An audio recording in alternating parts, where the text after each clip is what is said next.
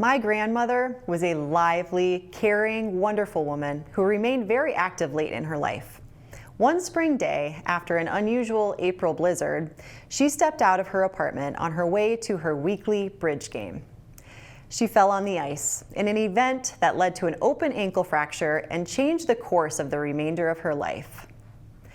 We all know that a fall, especially in an elderly or frail person, can result in disaster.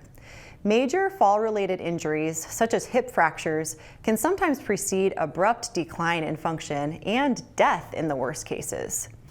While many falls don't result in any injury at all, when I discuss falls with my patients, I consider those events near misses and potentially catastrophic for any elderly or frail person. Falls can have many causes, and often numerous factors contribute. Some factors can be modified by at-risk people, and some cannot. Discussing the mechanism and contributors to falls with one's healthcare provider, or even better, a physical or occupational therapist, can help identify those factors. If a person can reduce their risk of fall and injury, by all means, we want to help. Modifiable risk factors might include weakness in large muscle groups, need for and proper use of an assistive device such as a walker or cane, and potential hazards in one's home such as rugs or bathtubs. Of course, in some patients there may be fall risk factors which cannot be easily modified, which might result in the decision for extra help or a change in living arrangement.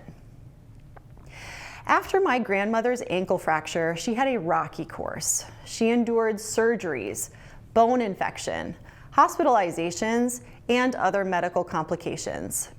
She never regained the ability to walk independently again and spent much of the last couple of years of her life in a nursing home where she could receive the care she required. Last summer, my grandmother contracted COVID-19 at her nursing facility and sadly died a few weeks later. A woman who led a truly remarkable life, lost her fierce independence after an accidental fall. I'm sure if she could have gone back in time, she would have just stayed home that icy April day. If you or a loved one is worried about falling, I hope you will talk to your primary care provider about it.